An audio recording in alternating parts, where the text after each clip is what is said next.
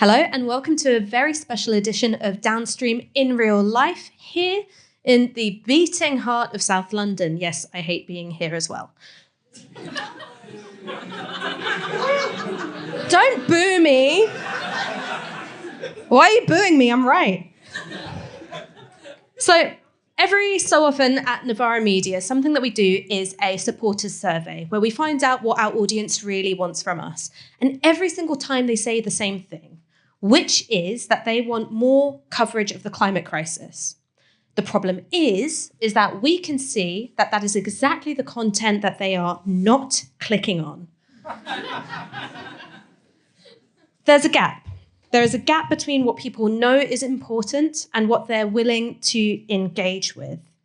And meanwhile, freak weather events have become just a part of normal life, it seems. We scroll our social media feeds and we see apocalyptic scenes in Florida, or the Caribbean, or in Valencia. The number of climate refugees already is staggering. More than 32 million people displaced in 2022 alone. And the prediction for 2050 is 1.2 billion. So I'd like to see Nigel Farage stop them boats.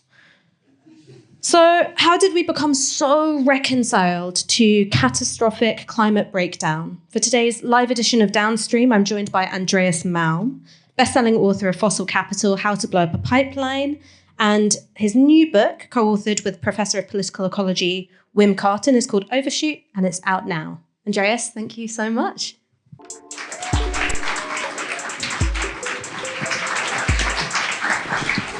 Thank you. Blown up any pipelines since I last saw you? Yeah, a few. Don't admit it on camera, dog. What is wrong with you?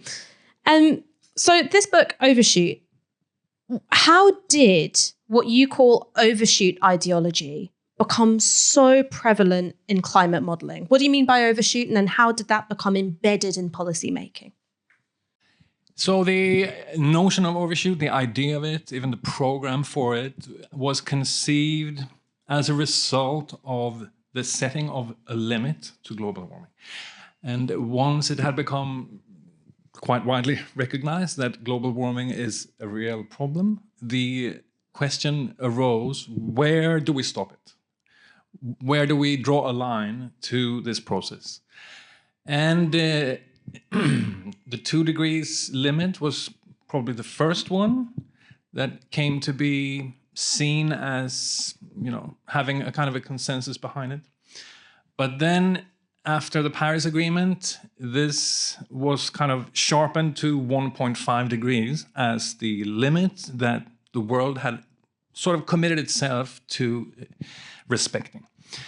The problem here was the implication of these limits being that a lot of capital invested in fossil fuel infrastructure would have to be destroyed for any of these 2 limits to actually be respected. And the modelers who have as their work to plot various trajectories for how you can achieve things in climate politics just couldn't fit this kind of revolutionary transformation into their models. So they came up with the idea that instead of having this, almost revolutionary destruction of capital that would be required for staying below these limits, we can actually go beyond them. This is overshoot.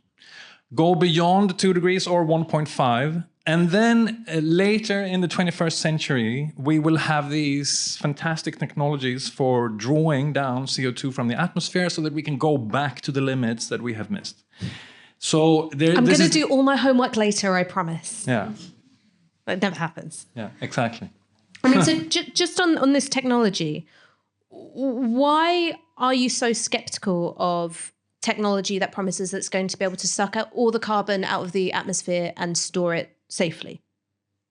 Yeah, so I have to say here that Wim and I have written a sequel to this book, which is much, much longer and goes into much, much more detail about these specific technologies. But the one that these models very largely relied on when they plotted overshoot and return was a technology known as bioenergy carbon capture and storage, or BECCS for abbreviation. And the first thing that has to be observed about this technology is that it doesn't exist. It's a fictional entity. By the time that these models, and they became the general basis for climate science and politics in the years of the Paris Agreement, by the time BECCS became so important for these models, there was exactly one installation on the entire planet for this technology.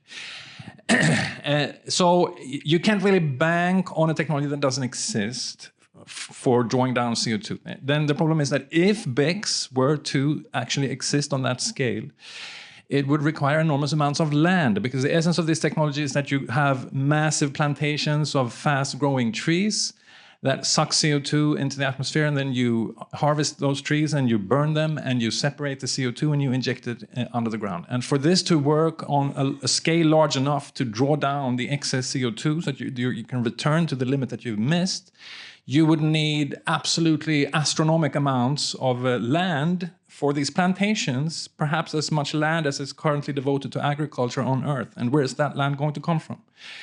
This is just, when you start to unpack these black boxes and look at, okay, what would these technologies that do not actually exist mean if they entered the material world? Well, they would create very significant problems, and this is just one of them. BECCS on a large scale would probably mean that poor people wouldn't have food to eat anymore, because you would, instead of devoting land to growing crops for poor people, devote them to these plantations. I mean, one of the things that I guess proponents of carbon capture and storage would say is that, well, like, obviously that's the way the technology works now, but we're thinking about how it's going to work in 100 years. If 100 years, before the Model T Ford, you said, okay, there's going to be a car, everyone's going to have one, it's going to be mass produced, people would have laughed at you and said, well, that's a silly argument for getting rid of the horse. We have to do something about having less horses rather than relying on a technology that doesn't exist yet. Except it did. It got scaled up, and commercial production was the thing that did it. Why are you skeptical of the idea that might happen? So not just the technology itself, but that there won't be significant improvements in efficiencies 75 years in the future? Yeah, I'm sure there will be. And I am not arguing, Wim and I are not arguing that we should, in some kind of blanket fashion, reject the idea of negative emissions technologies. That's an indefensible position, I think. There clearly is too much CO2 in the atmosphere already. And this recognition by itself implies that we need to remove CO2 from the atmosphere and go back to a lower concentration of carbon dioxide in the atmosphere. The problem, the fundamental problem, there are many problems, but the fundamental problem is that we keep pouring CO2 into the atmosphere. Not we, some keep pouring CO2 in the atmosphere. The world economy as a whole just continues to spew out CO2 into the atmosphere. And as long as you're doing that, then it's kind of premature to divert attention to technologies for removing CO2. I mean, imagine you have an oil spill and the oil is just leaking out uncontrollably through the shipwreck or whatever it is, the tanker that's run aground. The first thing you have to do, obviously, is to stop the leak, and then you can clean it up. You don't begin the process of cleaning up before you've stopped the leak. The situation we have on Earth right now is that we have a sort of fossil fuel frenzy where fossil fuel corporations are pouring ever more money into the production, the expanded production of fossil fuels. And as long as you're doing that, then the talk on negative emissions technologies befuddles and obfuscates the situation. The first thing you have to do is to stop the constant addition of CO2 to the atmosphere. But yes, I'm with you. There will be, hopefully, technologies for removing CO2 from the atmosphere quite soon in the near future. And the most promising one is probably direct air capture. And we could go into the technical details about that technology. But all negative emissions technologies presuppose that you first stop the addition of more CO2 to the atmosphere. Because as long as the accumulation of CO2 continues in the atmosphere, the burden of removal grows. And the larger that burden is, all kind of side effects and problems will become more difficult to handle in negative emissions technology. I don't know if this makes sense or if it's too technical, but no, that makes sense to me. I want to come back to, because I guess the word overshoot is used in two slightly different ways in the book, and one of the really obvious ones is just the idea of like, here's the limit and you go above it. Do you have a problem with the fact that we have defined these acceptable limits for global heating, and that the means of defining them is a sort of politically contested process? It's about what can you get the global south and rich Western countries to agree to, and it hasn't put ecology at the center of that conversation. It's put politics. Well, the problem is not with the limits themselves. It's just that the whole construction of those limits and how they were dealt with within climate politics was, based on the idea that we're not going to actually respect the limits that we say that we're going to respect. I mean, the Paris Agreement, for instance, it was set up as a kind of a laissez-faire agreement where it was up to every nation to do what they wanted or not about cutting emissions. That's not how you actually impose a limit. If you're serious about imposing a limit, that means you have to phase out, in this case, fossil fuels, the substances that cause the problem, and make sure that this phase out is as rapid as required to for keeping the target, for respecting the limit. That never happened, and instead you've had all of these strategies and ideological tricks, or whatever you want to call it, including the talk about carbon removal as excuses for just perpetuating business as usual. So it's not a problem of the limit itself. It's a problem of there actually having never been any real determination to respect them. The dominant classes have never really wanted to do this. I mean, one of the things that's often said, particularly by the leadership of the Global South, is like, well, hang on. You guys had your industrial revolution. You were able to develop on the backs of exploited labor and resources from our countries. You impoverished us. You underdeveloped us. We don't have industries which are particularly high up the value chain, right? We've got to get there. And sure, we'd like to do it in a way which puts decarbonisation central, but we don't have those technologies yet, right? Not for us, not with the sort of expense of producing them, the expense of acquiring the IP. So when you're talking about, well, we have to stop right now, is that a message which you are predominantly gearing towards rich Western governments rather than global South ones? Or is it something which you think can also apply to Asian countries in Africa, China, for instance? We've sort of said, like, we're building coal-fired power stations and one day we're not going to use them, but we can't do this without them. Well, yeah, I mean, right now the situation in the world is such that electricity from solar and wind is across the board cheaper than electricity from fossil fuels. This means that modernization and development of the global south doesn't need fossil fuels. To the contrary, it's a cost for countries in the global south to go for coal or oil or gas instead of solar and wind.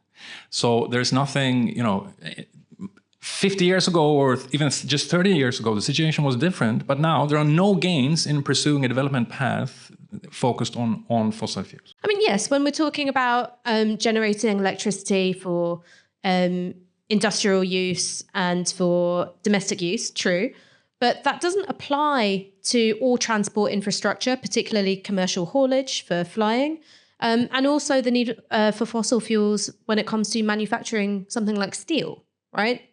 So, I mean, True. We all say, oh, yeah, well, like solar and wind, but you can't make steel with solar and wind. Yeah, well, you can. You can have fossil-free steel production. It's coming, but it's in a stage of development.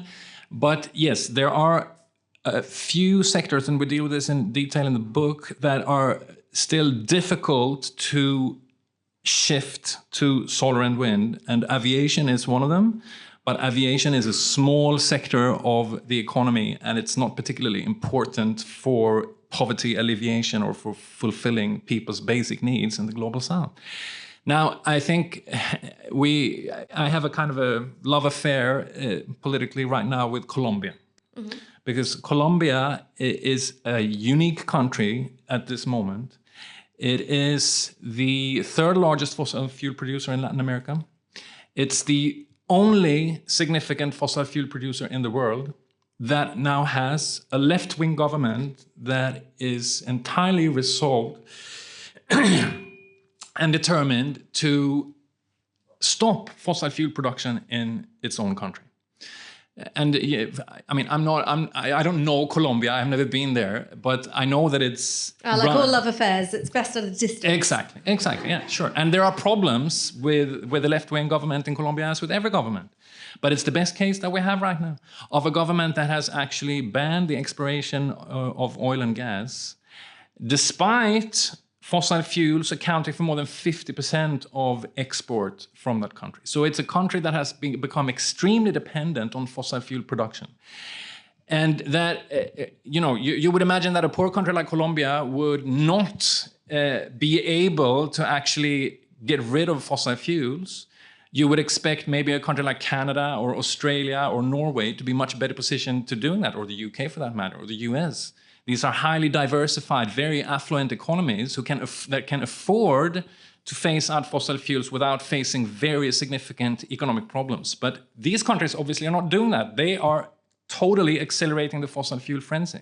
But in Colombia, you have Gustavo Petro, the president, and you have not the least Susana Mohammed, the environmental minister, incidentally with Palestinian roots, who have now said that we're going to stop producing oil and gas and coal in this country, and instead we're going to produce more solar and wind, and we're even going to export solar and wind-powered electricity through a trans-American grid.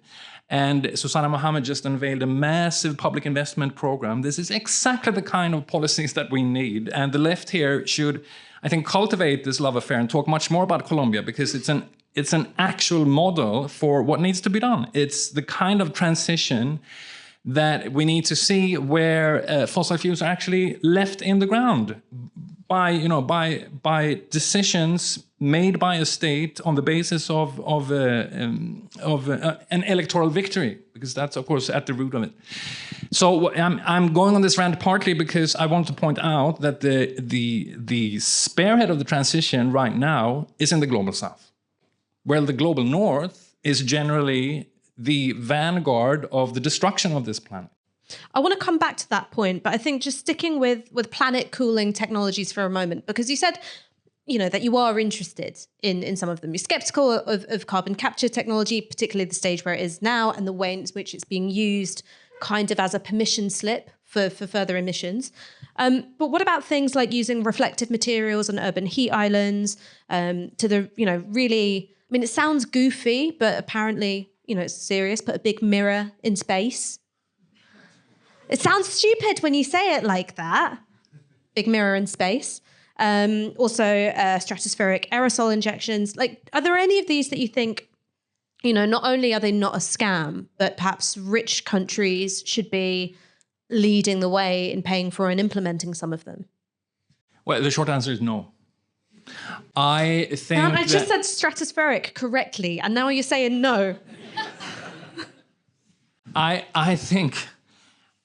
think that when we approach questions of technology, we need to be careful and concrete and empirical and selective and dialectical, and not fall into either a kind of eco-modernist, all new technologies are good approach, or some kind of anarcho-primitivist opposition to all kinds of modern technologies. So when we discuss different technologies in the field of climate mitigation or adaptation or carbon dioxide removal, we need to be open-minded and look at closely what technologies might have some potentials, what are their promises, what are their pitfalls. And this is the approach that Wim and I have tried to pursue. And when we've looked into the contemporary research, which is really taking off now, into solar geoengineering, and the state of the knowledge of these kind of technologies that are bundled under these concepts, when it's not about removing CO2 from the atmosphere, but about blocking incoming sunlight by means of various objects put into space, the most common proposition being sulfate aerosol, so soot, essentially, a kind of a sun shield of soot that you put up in the stratosphere. Our conclusion is that there is no left case, no progressive case to be made for this kind of technology, because it comes with such extreme risks and dangers. This is a very big part of our very big sequel to this book. And I could talk about it for a long time. I'm not sure I should do it now, but... you make it sound like the June 2 of climate books. You're like... Yeah. You're like, the payoff is coming. And it's a little bit, it's a performative kind of imitation of the whole idea of Overshoot. There's no limit. It just keeps expanding, this project. So something which I hear from people who work in finance in particular, I don't have friends who work in finance, but it's like, like you come across them and they'll say, okay, the thing that you've got to realize is that, all of them nasty capitalists, they're self-interested. So we say no profit on a dead planet, and they actually agree. And so taking that proposition seriously, that capitalist classes are as interested in planetary survival, the survival of the human species as the rest of us. Well, they're not.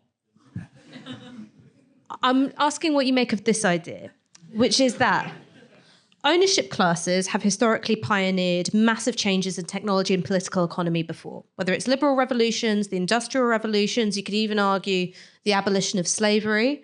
Why does it apply to all of those historical moments, right? If we're being good Marxists and we're looking at history through a class lens, why does it apply for that and not a green transition? Well, first of all, I don't think it really applies to all of these cases, in particular slavery. The capitalist classes did not promote the abolition of slavery. It was imposed on them. But in this case, well, as Marxists, we know that what these investors aim for is one single metric, and that's maximum profit. This is what guides them. And it's now abundantly clear that solar and wind and other renewables do not have the capacity to generate profits anywhere near the profits that you get from fossil fuels, oil and gas in particular. And this has only become more evident in recent years, particularly after 2022 with the unprecedented profit bonanza that made Saudi Aramco reap the largest profits in the history of the entire capitalist mode of production, and all the other big fossil fuel companies also made the largest profits in their corporations' histories. Renewables cannot ever generate profits on this scale because they essentially come for free. There is no human labor needed for the sun to shine or the wind to blow, whereas you have to mobilize human labor to get coal or oil or gas out of the ground. And this, as Marxists know, is the source of profit, human labor. But it doesn't exist in the flow of renewable energy in and of itself. No one has seen anyone,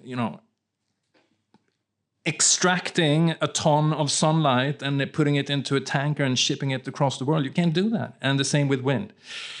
And when it comes to the financial sector, it operates, of course, by exactly the same metric. So you see JP Morgan and all the asset managers, BlackRock, BlackRock made this famous statement, what is it now, four years ago, that we're going to, diminish our investment in fossil fuels. And then, of course, they did exactly the opposite because the profits are absolutely irresistible to these actors. And they're not motivated by planetary survival, nor are they motivated necessarily by the death drive, although you sometimes might suspect that they are. They're just motivated by the compulsion to maximize profit. And if it's more profitable to produce fossil fuels than it is to produce renewables, which it always is, then the capital will be directed to fossil fuels. And this is what we're seeing every day. So when there are some people, for instance, one of the arguments in Jeremy Gilbert's book, Hegemony Now, that the left should strategically align with sections of capital, right? So sort of liberal-leaning people who work in, Silicon Valley. Do you look at that and you go, that's naive because money's going to win? It's totally naive. It's the worst form of popular front politics that you can imagine. No, I don't. There is no green capital. I don't see it.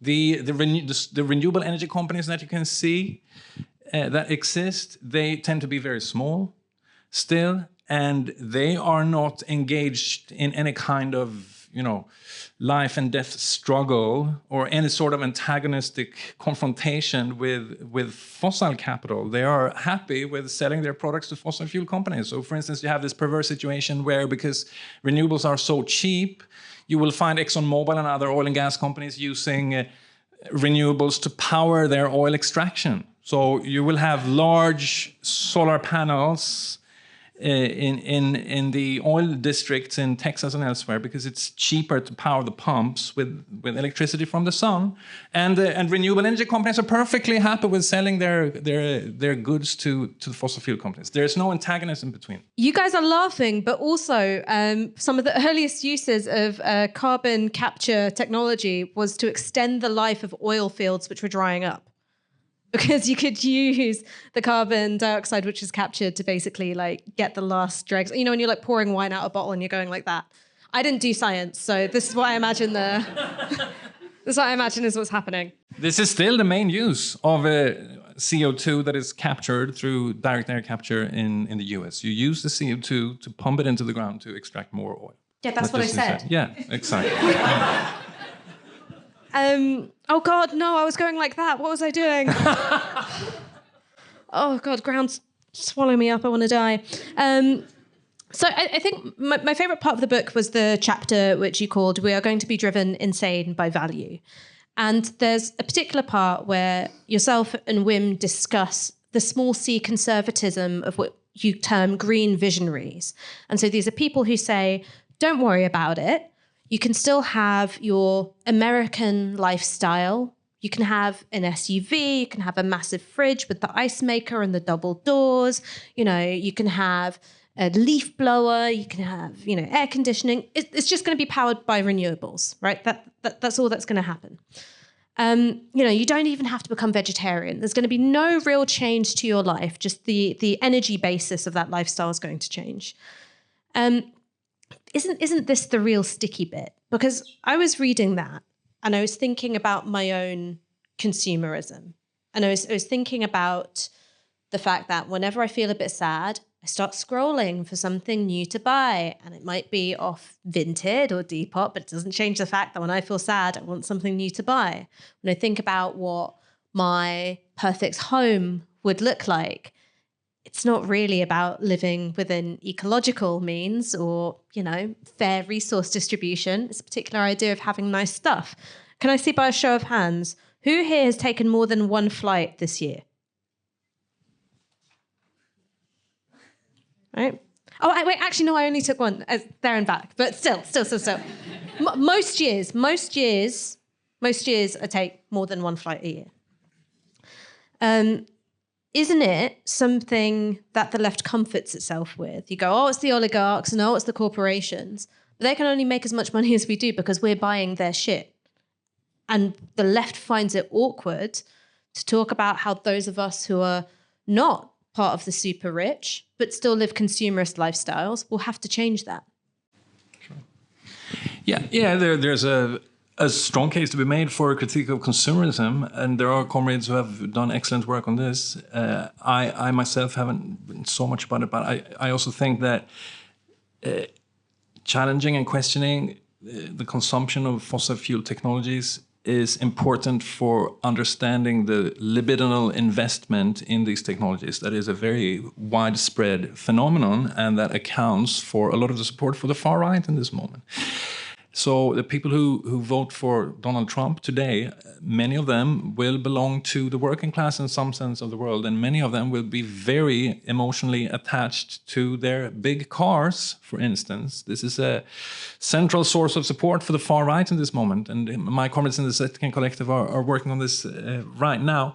So politically, it's very important to try to grasp how this consumption works and what political effects it has, and how it's mixed with masculinity and whiteness. Because, of course, if you look at the US, for instance, it's primarily white men who cultivate a particular sort of... Oh, there are some Asian princesses in West London with SUVs. Let me tell you that. Yeah. Sure. Yeah, I mean, if you go to the Gulf countries, yes, of course, it's the same thing.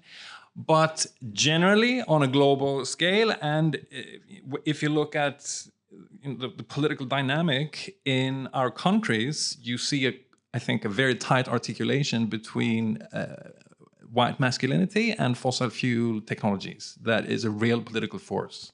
And so how do you start building some kind of, you know, class-based movement dealing with that? Because like to be really, really frank, right? And I resisted this for a long time, like particularly during the Corbyn years, where I thought like it would be fine for graduates from London to like try and win votes in Redcar, right? I thought that was going to be fine. Wasn't fine.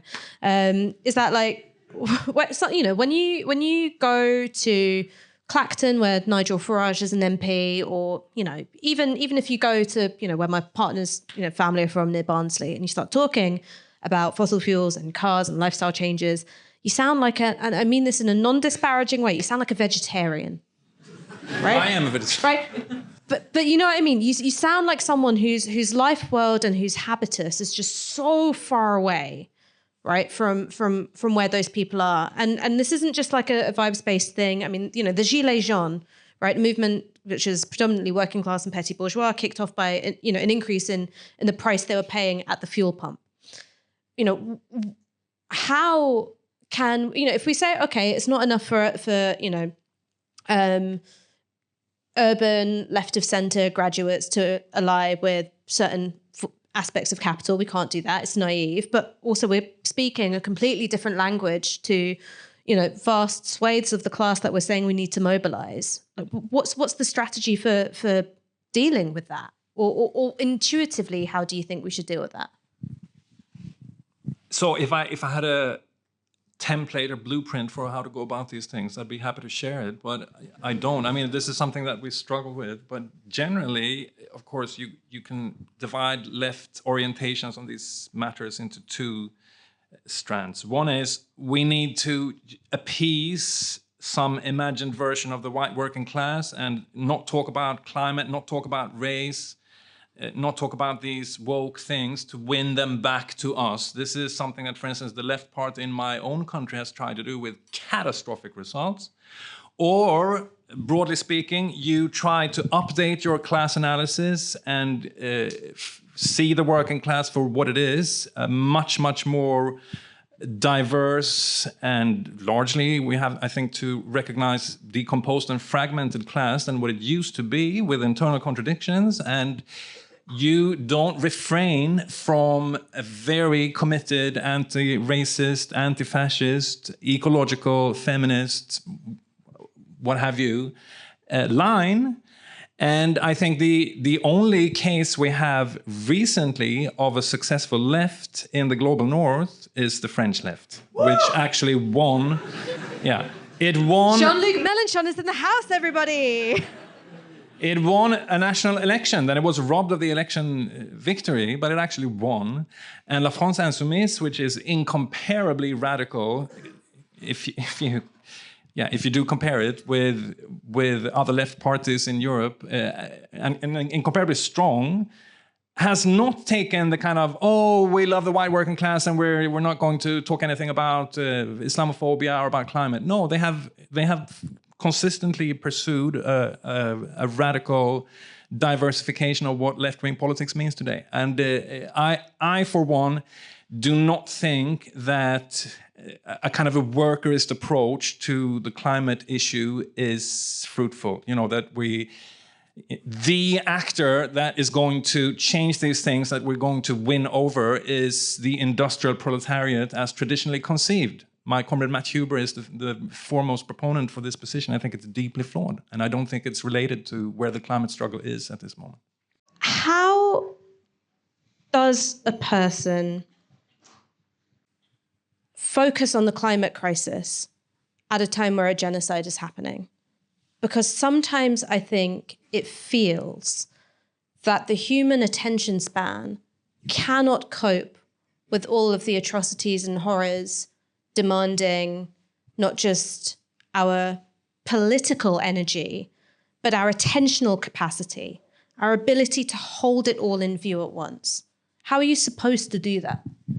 Yeah, again, if I had a good answer to this, I would share it, but I don't. I mean, I myself find it incredibly difficult to emotionally engage with the climate question since October 7th, since everything kicked off and since the genocide started.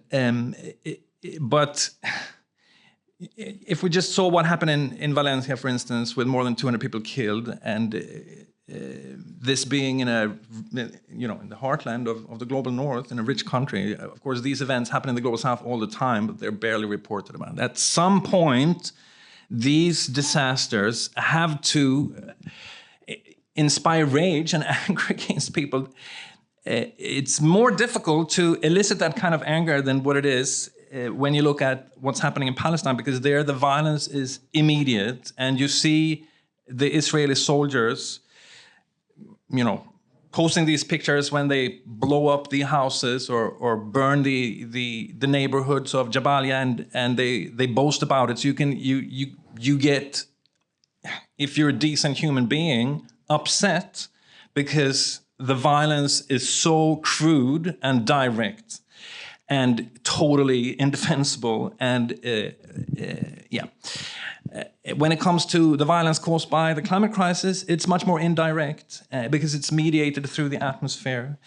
But when you have climate activists such as the tire extinguishers who now responded to the disaster in Valencia by attacking SUVs in Edinburgh, I think that's one way to go about this, to try to demonstrate the causal link between fossil fuel production and consumption and these instances of mass death. And it's precisely that causal link that we have to make apparent for there to ever be any kind of change on the climate front, because otherwise these disasters will only continue and get worse and worse and worse. But there has to be, and this is the main strategic task of the climate movement, there has to be a conversion or a shift in focus towards the drivers of these disasters, so that we don't naturalize them and take them for granted, as you said in the beginning, as normal features of our daily lives, because then they will just get worse and worse and worse. Andreas Malm, thank you very much for joining us and our YouTube audience.